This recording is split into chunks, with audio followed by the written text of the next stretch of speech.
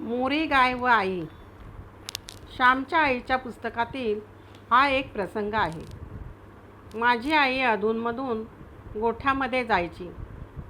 तांदूळ धुतलेले पाणी गंगाळामध्ये भरून मोऱ्या गाईला पाजवायची.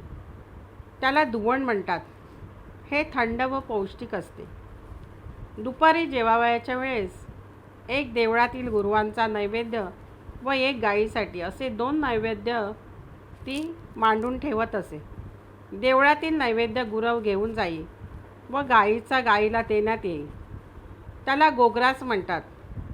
आई आपल्या हाताने हा गोग्रास गाईला नेऊन देत असे. या मोऱ्या गाईचे आईवर फारच प्रेम होते. प्रेम करावे व प्रेम करून घ्यावे. प्रेम दिल्याने दुणावते, वाढते. आईला ती चाटावयाची. तिच्या मानेखाली जी पोळी होती ना, ती आई खाजवायची. तसतशी मोरी गाय आपली मान वर करीत असे. आईचा शब्द ऐकताच मोरी गाय हंबरत असे. मोऱ्या गाईचे दूध आईच काढीत असे. मोरी गाय दुसऱ्या कुणाला दूध काढून देत नसे.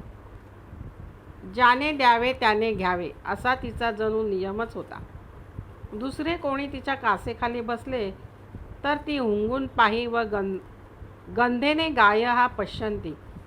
गायी वासाने ओळखतात. तिच्या कासेला हात लावताच हा हात कोणाचा आहे तिला कळत असे.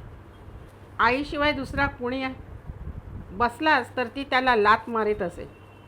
ती गाय सत्ववती होती, सत्यवती होती, अभिमानी होती.